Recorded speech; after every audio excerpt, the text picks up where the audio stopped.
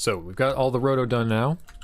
Now it's time for things to get interesting, because I remember there are two parts to this, right? The roto and figuring out a way to stabilize 3D motion like this. So how are we going to pull this off? Well, if you recall, the traditional method was to camera track and then manually recreate all the geometry. Now, we don't want to manually recreate the geometry, but we still need to do the camera track. So let's start out with that. I'm going to grab the 3D Classic Camera Tracker because I still rock with that one. And I'm going to set our footage as the source. And I'm going to use our roto as the mask. Like that. And I guess we don't need this copy node anymore. Now that we've got this, we will set our mask to be the mask alpha. We will say unknown lens for lens distortion because we do want to solve for lens distortion. And we know our focal length is an unknown constant. And we want to make sure we have a lot of points. By default, the number of features is 150. I'll go to the settings tab, change this to like 1,000. So since I increased that by a factor of 6, I'm going to decrease the feature separation by a factor of 6, down to 2. I'm going to preview the features to see where they'll go.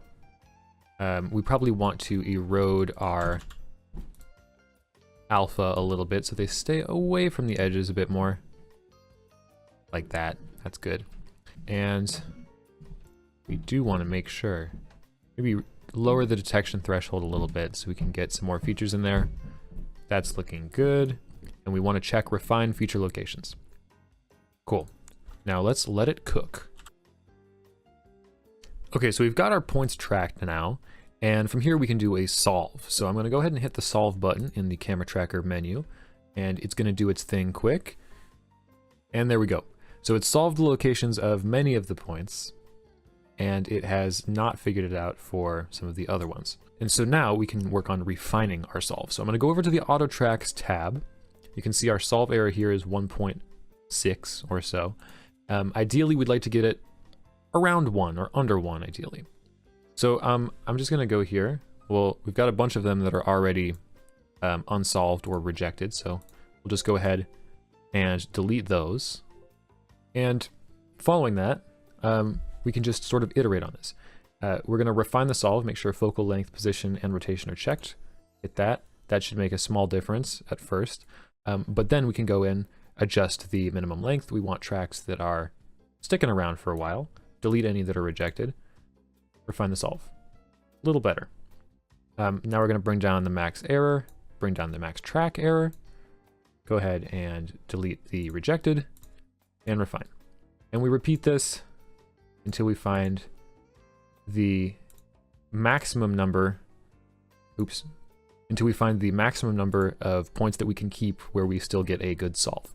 And we're really approaching that now. Delete that. Oops. There we go. Solve error of 1. Not bad at all. We can work with this. Now we got to think.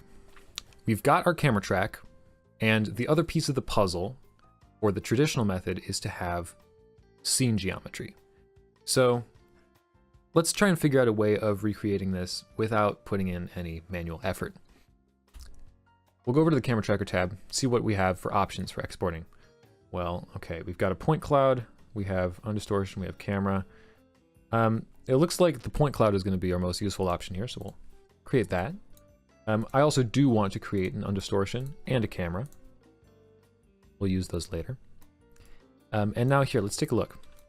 This is our point cloud. And you can see it roughly resembles our scene. And you'll notice that since we masked out our subject during the tracking process, there are no points that are locked onto her. So this is just describing the 3D shape of the background. But you'll also notice that it's sparse. There's nothing in between these points.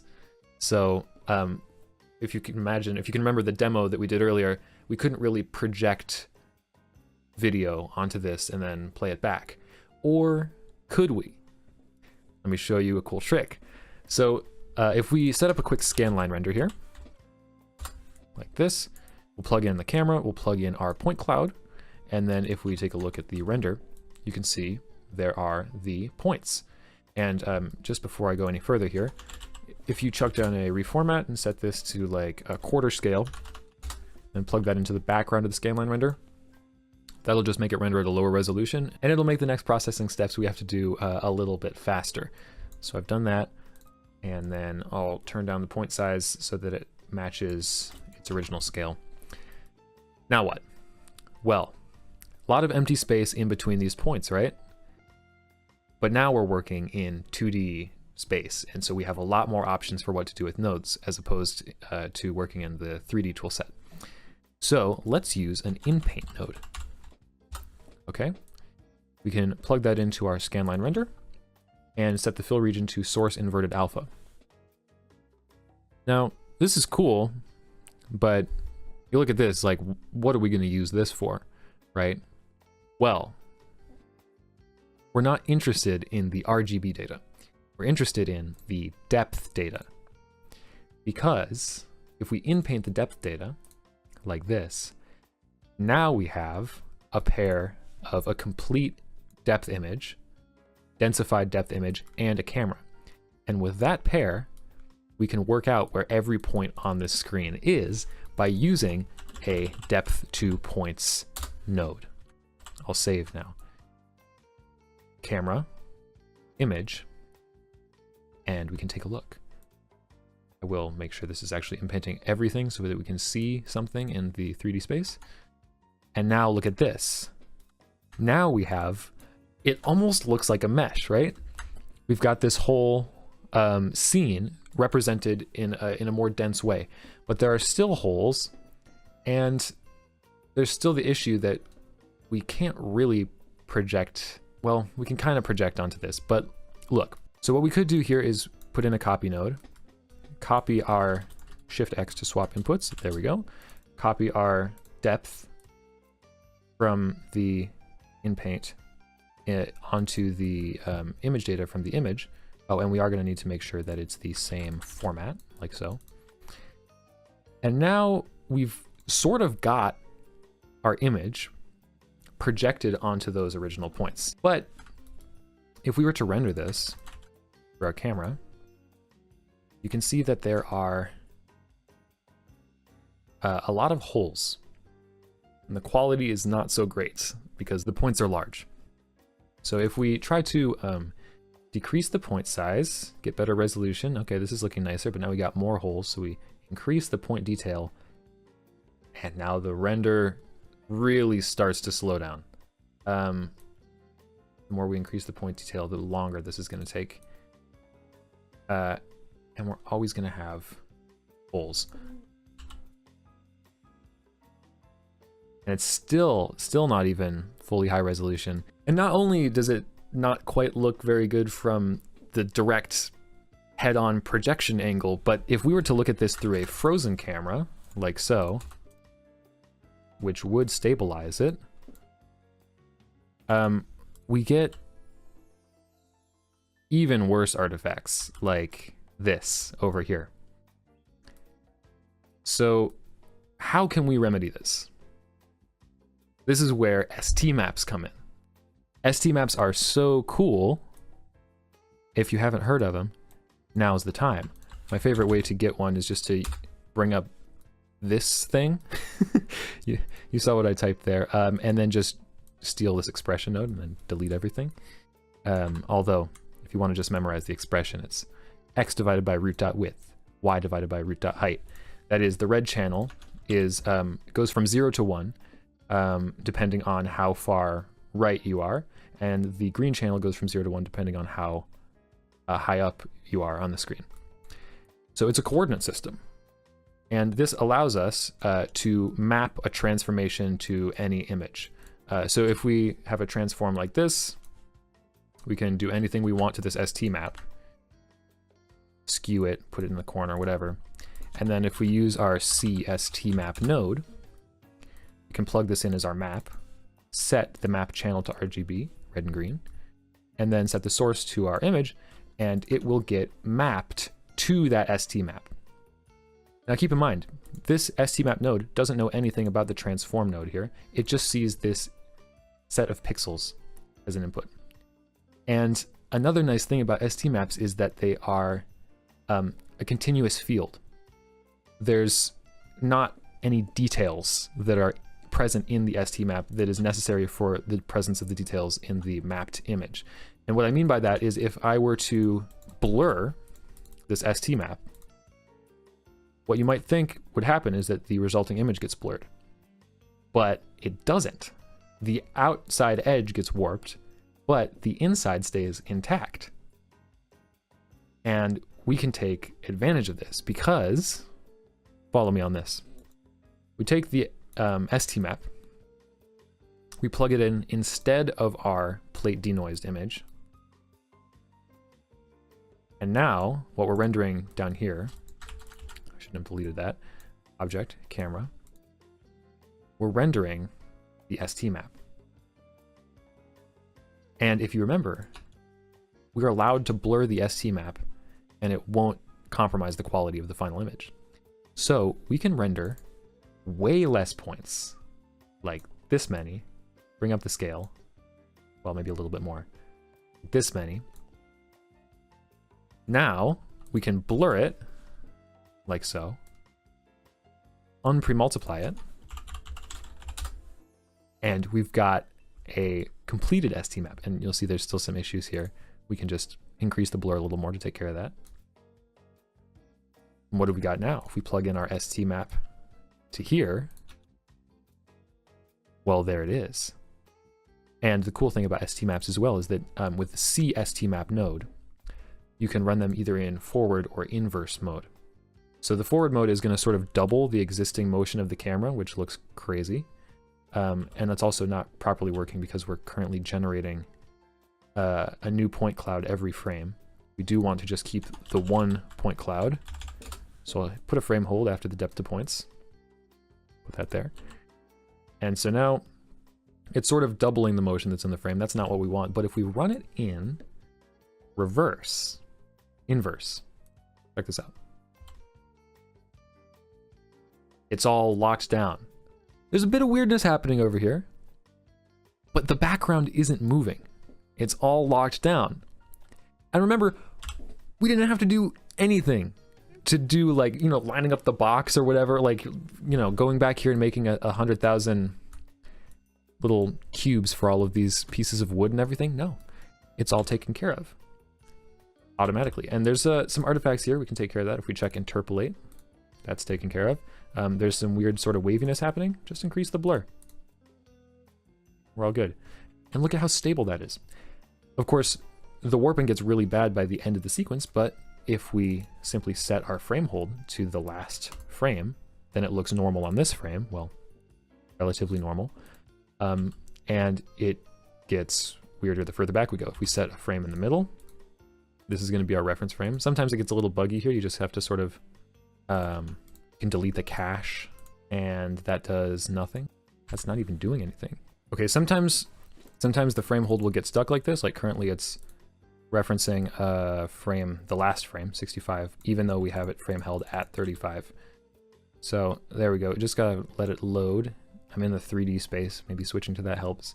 And then we can frame hold on frame 36, and then it'll stick. Anyways, got this now.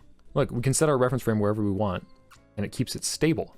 It keeps it locked off. And the best part is about STMaps is that they are reversible. So we can put another CSTMap node down here, plug our map in again, and put the source as our already distorted image. And then instead of setting this inverse, we set it to normal forward mode. And all of a sudden, our original image is recreated. Granted, there's a bit of artifacting happening here, but we're keeping the area around our character untouched. And so now we can modify the image in between these two things, and it will stick with the movement of the background.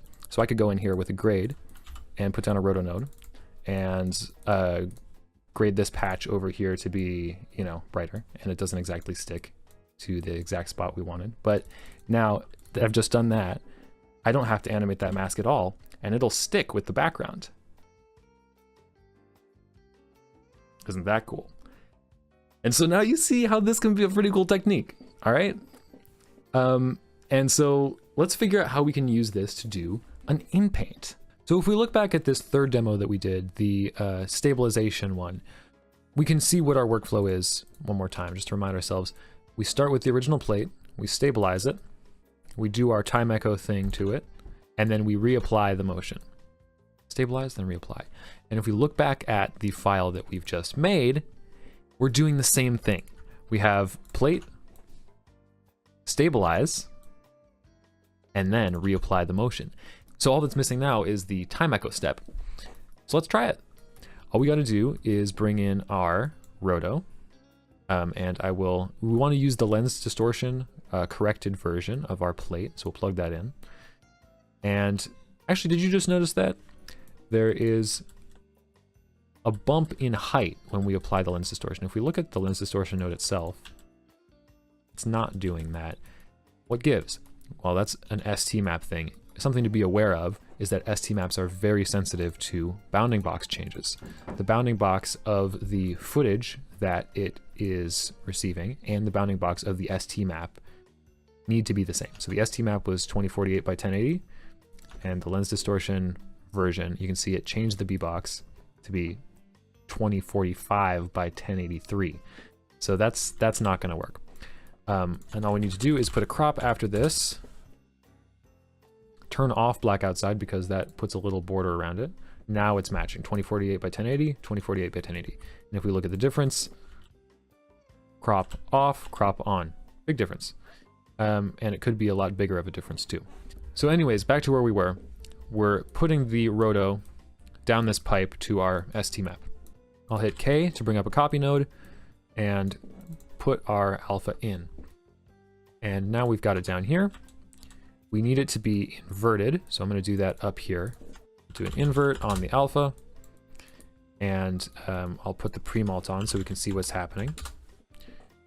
Looks like there is a little bit of an issue with the edge coming through, the hair is coming through. We don't want that, so I'll grade. Anytime you're grading alpha, turn on white clamp, and we'll bring the black point up, and also make sure that we're grading the alpha, not the RGB.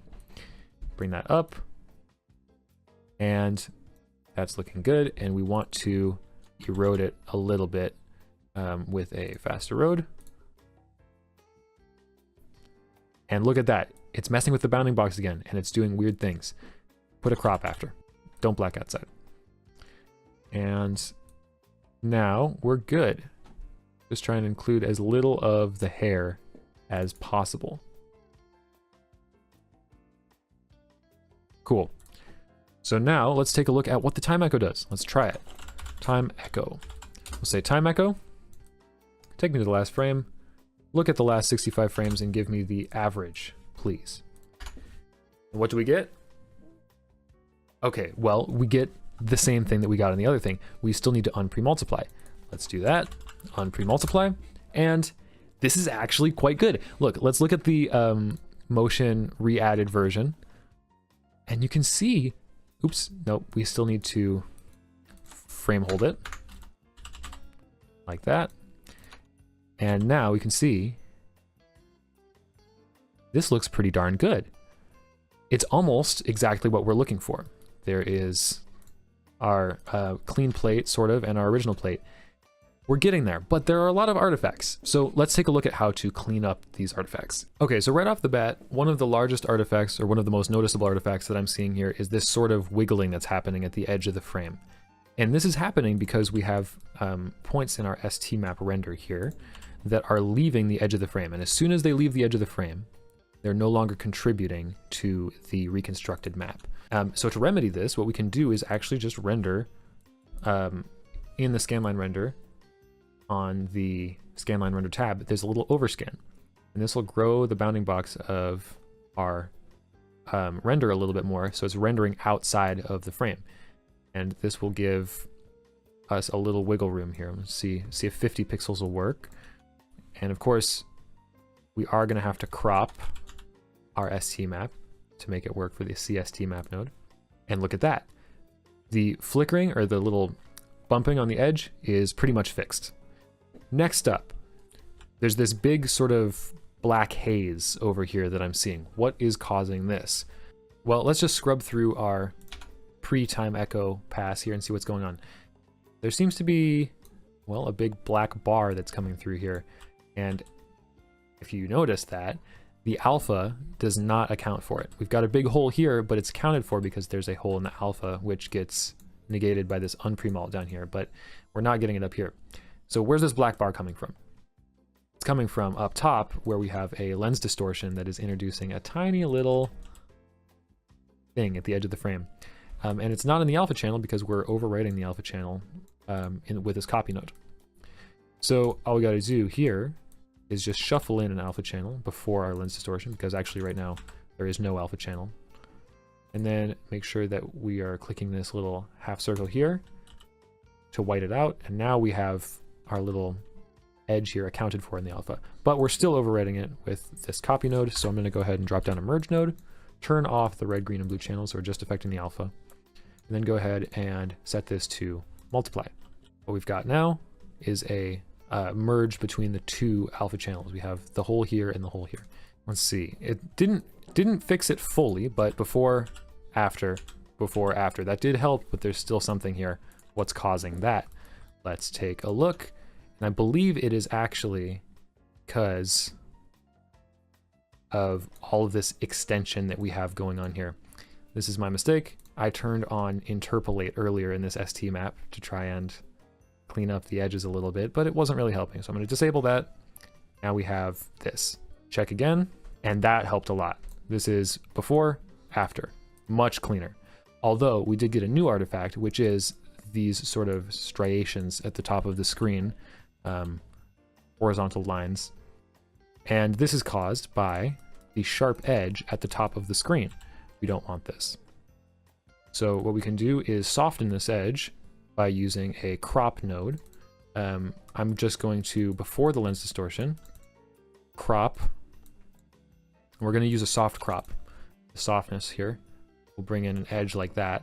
But we also just want it to apply to the alpha because remember, we're doing our pre-multiplication down here. We don't want to do a double pre-multiplication.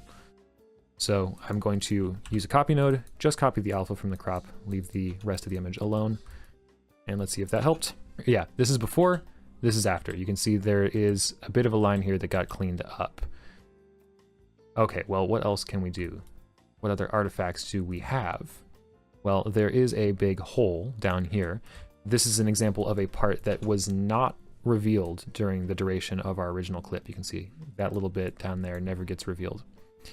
And so it is an empty hole in the final version.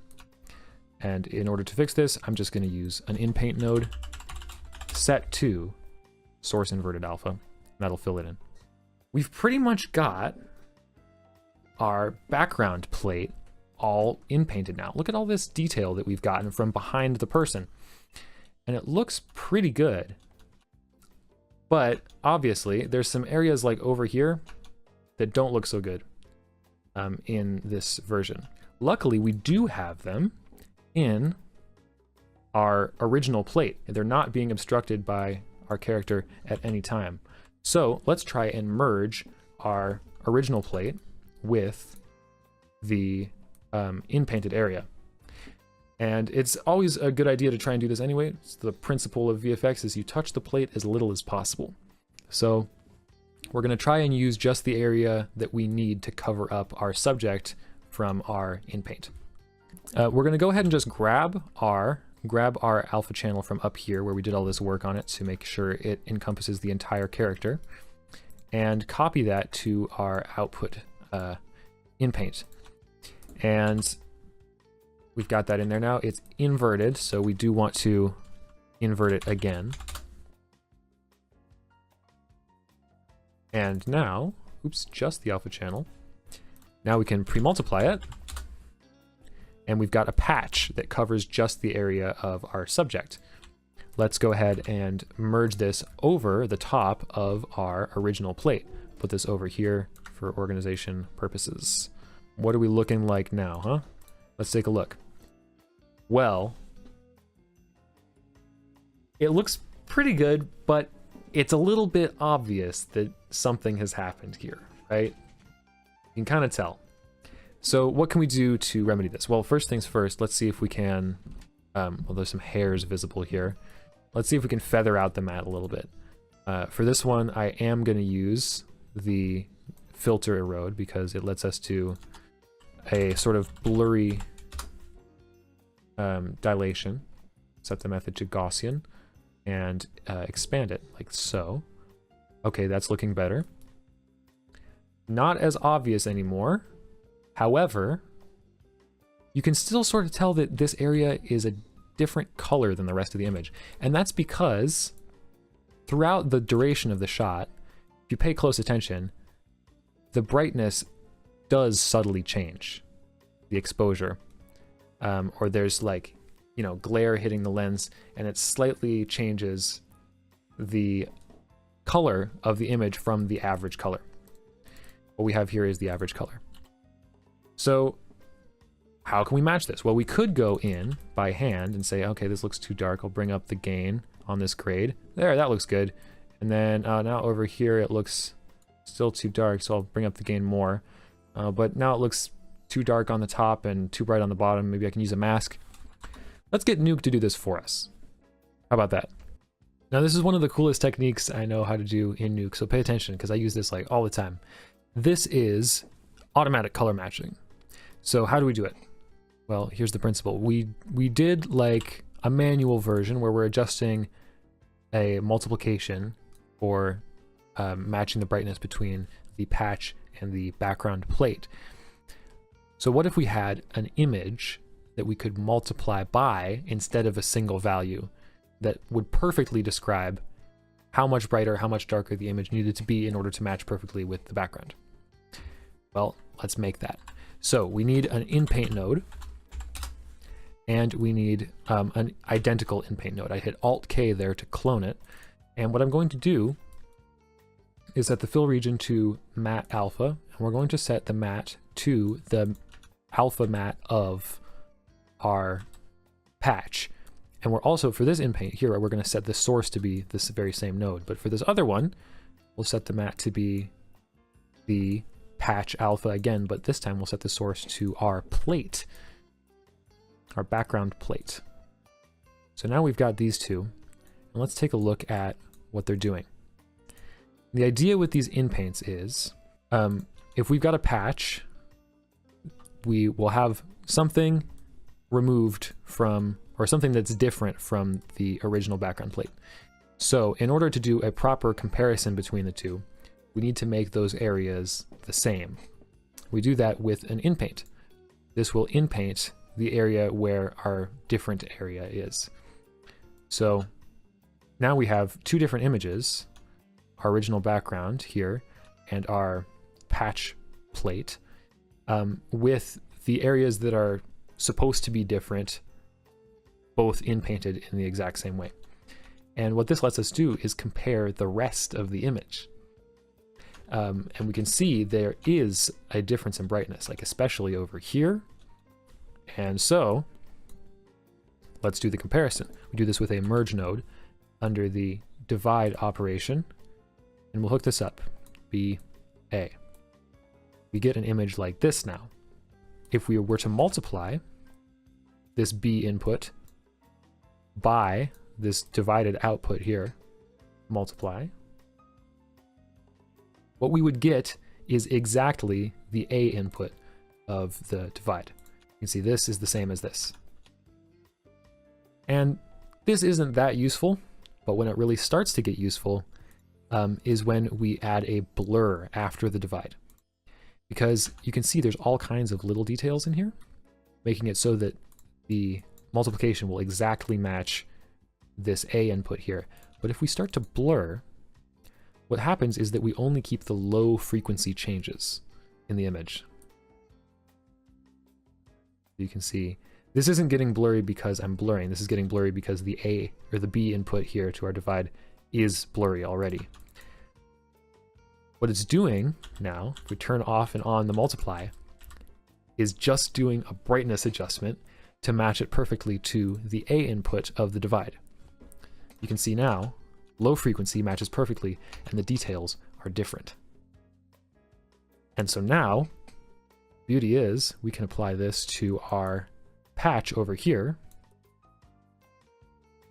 send it on its way down to the pre-mult, and now let's see the difference. Turning this off, this is our before. There's a line here. You can see where the brightness didn't quite match up. And now if I turn on this multiply, turn off the alpha. If I turn on the multiply, now it matches perfectly. And it does it for every frame automatically. So on any given frame, it's going to match perfectly. And we don't have to do anything by hand. No manual grading, no masks or anything. I love this technique. Although, in its current form here, you're going to notice some flickering happening. And what can we do to solve this or to remedy it? And the main thing we can do is try to increase the smoothness here on our in-paint. This will increase the temporal consistency. As we get more of that, it starts to get a lot better for sure. We do get still some of that issue. And really the reason of what's causing it is that there are details present in our original plate that are not present in the patch. So when it's right on the border of that in-paint and it's visible in one but not the other, for example, the edge of this stick here, there it's visible, there it's not. There's a large difference between these two colors, and especially on the next frame, the previous frame where it gets completely wiped out, then it's very much more similar. So that's what's causing the flicker. And turning up the smoothness helps a lot. We can also do a time echo again, like this, time echo. We'll do an average over a few frames, and this will certainly help things out. Now, this is pretty good. This is a pretty good result. And depending on your project, this may be acceptable, but it is pretty smeared here. And we've been using all stock nuke nodes up to this point, but there is a node that can help us out with this issue. So I'm going to be using a node called PXF Time Merge. Now this is a lot like Time Echo, and there will be a link for this node in the description. It just has more options for operations that we can do. Instead of just average, max, and plus, we have many more. So in addition to that, we also have controls like frame skip, which lets us do, every other frame or every 3 frames or 4 frames or whatever. Let's do exactly what we did with the time echo. Frame 65, we say we want to go backwards this way, and we want to use the over operation. What's this going to look like? Well, let's go one at a time here, adding more frames. And we'll do a frame skip of 2. And we can see it's starting to fill in the detail as it would with time echo. However, all of our wood pile stuff is staying sharp. See, if we compare the difference between this and time echo, we can see that we retain so much more detail in these sticks and planks that are on the right side here. They were completely smeared out before in our time merge version. However, in exchange, we do get some other artifacts. For example, we have this sort of darkening of the area over here. We have this hard line in the middle. So how can we fix this? Well, here's what we do. Let's do an erode. We will use a filter erode again. We'll do this before the pre-mult, like that. And now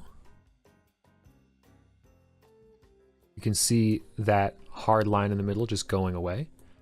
But we still have the issue of this dark area. Now, why is this happening? Well, as I mentioned before, the brightness of the shot changes throughout the duration of the shot. And we can see that happening here. There's a vignette on the lens, and it's affecting the brightness as the camera moves. So what can we do? Well, it is simple. We'll use the same color matching technique that we used down here, up here. So I'm going to copy these nodes that we already set up, paste them up here. I'm going to use Shift-Alt-K to declone this paint so it's no longer tied to the ones down here. And then we'll clone it again to make a matched pair like this. So we need a reference frame and we need our current frame. So let's set that up. Our reference frame, we're going to pick a frame that's sort of in the middle because it's not going to be too different from the frame at the very beginning or the very end. So we'll do 35. And I will drop down a frame hold node, hook that up here. Actually, I'll do it before the premul. And then I'm going to go ahead and hook up our source, and we're going to want to invert our alpha like this. Great, now we've got that inpainted. Same thing for over here. Oh, we got to make sure this is hooked up to the regular source, not the frame held source. We need to make sure that our two inpaint nodes are not wildly different from each other. And here we see we've got the character in one and not in the other. So we're going to need to do a composite mat between the held frame, which is this, and the current frame, which is this. So we can see what this looks like. Oops, we will use the over mode, just the alpha channel. And we can see, oh, we want to put this invert before the frame hold, like that. And now, yep, there we go. So now we've got a combination of these two mats, the current frame mat as well as the frame held mat. We put these together, make sure that they're both hooked up to the same mat source, this one. So now the only non-inpainted areas are areas that are supposed to be the same, like that. So now that we've got this image that describes the change in brightness that we need to have to stabilize it over the course of our shot, we apply this to our input to our time merge, like this, with the multiply. Of course, we will need to do a blur to make sure that the details don't come through, just the low frequency changes. And we can see what the result is.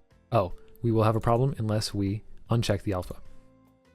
So this is already much better. You can see without the brightness correction in here, we had this, and now with it, we have a much more equal looking image. And of course, we'll do our unpremult at the end, clean everything up. So yeah, just like with our time echo, we still have holes where there was no data. So we'll plug this into the same in-paint setup and frame hold that we had before, like so. And now you can see exactly how much sharper all of these things are. Let's take a look at our final result again. Bask in its glory. Oh, and one thing you will notice here, there is a bit of a divide here. Remember, before we feathered out our incoming mat, there was a hard line right here. And you can see that it still sort of exists, it's just feathered. And the reason this is happening, despite our brightness correction, is that we have not decreased the smoothness back down. I'll turn that all the way down, and you see that will clear right up. Now we do have an issue over here. It's a bit like whack-a-mole with this, but we get there eventually. There is a bright blue spot, and this is happening because we're getting a blue color in our divided image, like this. And to fix this, this happens when we have a very low value in one of our sources, so we can just pop a little grade in here, clone it with Alt-K, put it on the other input, and then we just put a tiny little bit of lift in. Try 0.01. There we go, fixed. And just to be safe, we will do the same thing down here on our other color correction. If that happens, you know what to do. And the difference is definitely pretty big. We have a much cleaner looking result, in my opinion. The stick here really lines up a lot better. Let me play the other version that we had before with the time echo. And our version with PXF time merge, much cleaner. So of course there are still a few nitpicky details that we could pull out, like this line, even though we did help it by decreasing the smoothness amount in this in-paint, it still exists. And this is, we can mess around with different frame hold values. Like if we set this closer to the beginning of the comp, that actually improves it quite a bit. That is one way to help it. There's also the issue of this trailer not quite sticking. This is a bit of a problem.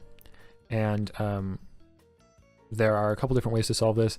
It shows up because of an inaccuracy in our depth pass to begin with. There's not enough data on this edge So what we could do is actually go into our point cloud render, this one, and you can see how sparse it is here. We could actually line up manually a plane with our footage. And you could do that using Model Builder or something. And just real quick, I'll show you what that looks like.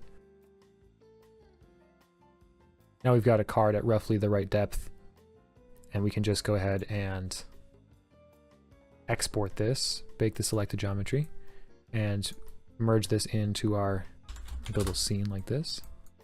Put that in there. And now that's going to come through in our depth pass like everything else. And it should help us get a bit more of an accurate solve on that trailer. Let's take a look. Yep, now the trailer is pretty much rock solid. Have a look at that. No problems. Look at our final version here. And yep, a lot more solid. We still are getting not quite a full match here, and it might be because of this grade. Yeah, it's because of the grade. Too much strength on the grade. We just need a little bit of lift. Going down to like a 1/10 of what it was before. Oh, and one more thing. It will not line up exactly perfectly properly unless we redo the lens distortion after we do all these steps down here. So I'll put it right before our pre-mult here. And I'll set it to redistort. And that will just ever so slightly nudge it back into place. So here it is. This is our final result. And I think it's pretty amazing that we did all of this with a node graph that is just this big, especially for having to do pretty much no manual reconstruction of the geometry, with a small exception for this trailer here. But you can see how powerful the techniques involved in today's video were. And I really hope you picked up some ideas for ways to use this in your own workflow. Once again, if you want to follow along with this tutorial, all the resources you need are in the description below. We have the footage, we have the nuke scripts, and we have the gizmos, all linked. Go and grab them, go and try it out, it'll be cool. I'd like to thank the Foundry for having me here on their channel, and I'd like to thank you very much for watching. My name is Julian Cruiser. You can find me at nodesaren'tscary.com or here on YouTube at Nodes Aren't Scary, and I'll see you around.